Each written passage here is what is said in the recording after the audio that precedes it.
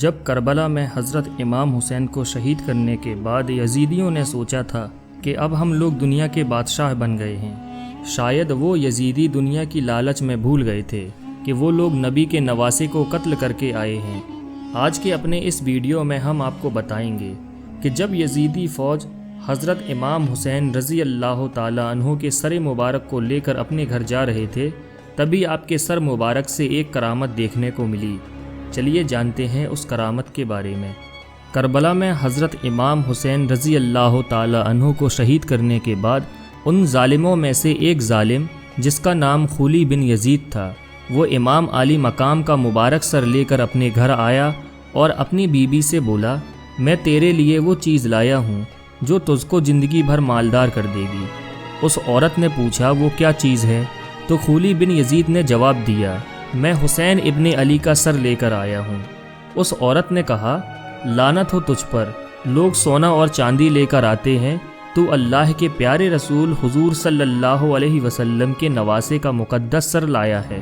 تم دنیا کی لالچ میں اتنے اندھے ہو چکے ہو، جس نبی کا تم کلمہ پڑھتے ہو اسی نبی کے نواسے کو شہید کر دیا۔ دولت کی لالچ میں تم نے نواسۂ رسول کا قتل کر دیا ہے، قیامت کے دن تم کیا منہ دکھاؤ گے؟ وہ عورت کہتی ہے، میں نے رات بھر دیکھا، ایک عظیم نور سر مبارک سے آسمان تک روشن ہے اور سفید پرندے مبارک سر پر قربان ہو رہے ہیں۔ خولی نے اپنی بیوی سے کہا، تمہاری دنیا سنور جائے گی۔ خولی کی بیوی نے کہا، تم اپنی دنیا کو سنوارو، خدا کی قسم میں تیرے ساتھ کبھی نہیں رہوں گی۔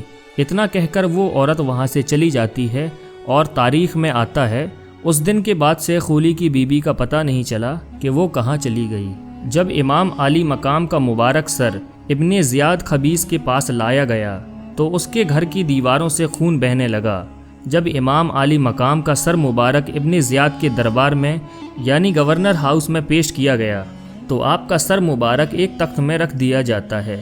تب ظالم ابن زیاد امام علی مقام کے چہرہ مبارک میں چھڑی رکھ کر کہتا ہے، یہی وہ منہ ہیں جس سے تم خلافت کا دعویٰ کر رہے تھے۔ اس وقت ایک ضعیف صحابی حضرت زید ابن ارقم رضی اللہ تعالی عنہ بیٹھے ہوئے تھے۔ آپ ابن زیاد کی گستاخانہ حرکت کو دیکھ کر کھڑے ہو گئے اور فرماتے ہیں، اے ابن زیاد، اس چھڑی کو تو ہٹا لے، جس جگہ تو چھڑی کو لگا رہا ہے اس جگہ میں نے رسول پاک حضور صلی اللہ علیہ وسلم کو چومتے ہوئے دیکھا ہے۔ ظالم، یہ حرکت مت کر۔ رسول پاک حضور صلی اللہ علیہ وسلم نے حجر اسود کو ایک بار چوما تھا، وہ کعبہ کی دیوار میں لگا دیا گیا اور حجاج اکرام قیامت تک اس کا بوسہ لیتے آ رہے ہیں۔ حضور صلی اللہ علیہ وسلم نے مقدس سینے پر اپنے نواسے کو سوار کیا تھا اور بار بار انہیں چوم رہے تھے اور ارشاد فرماتے تھے، حسین مجھ سے ہیں اور میں حسین سے ہوں، حسین کا خون میرا ہے اور میرا خون حسین کا ہے، میری زبان حسین کی ہے اور حسین کی زبان میری زبان ہے۔ اتنے میں حضرت زینب رضی اللہ تعالی عنہا جواب دینا چاہتی تھیں کہ حضرت امام زین العابدین نے فرمایا، پھوپھی جان آپ خاموش رہیے، اس ظالم کو جواب میں دوں گا۔ ابن زیاد بولا، تمہارے باپ کے ساتھ رب تعالیٰ کا معاملہ صحیح ہوتا تو تمہارا باپ اس طرح سے ذلت و رسوائی کیوں اٹھاتا؟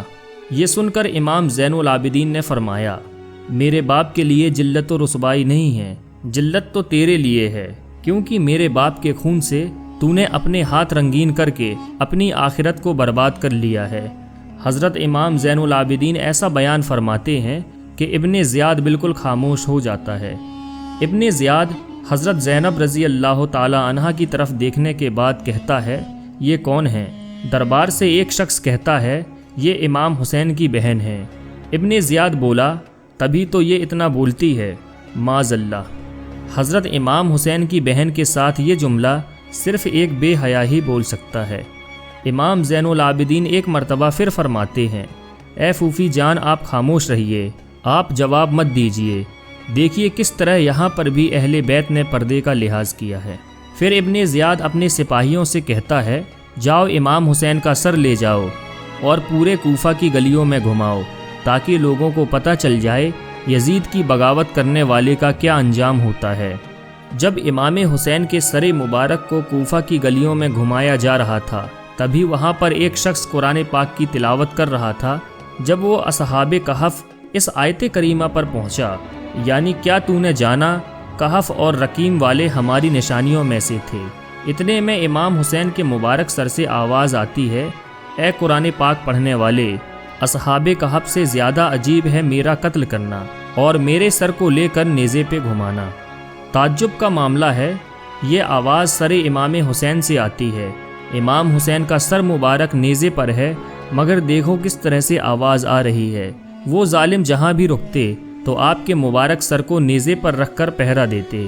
یہی تو امام حسین کی جیت اور یزید کی ہار ہے۔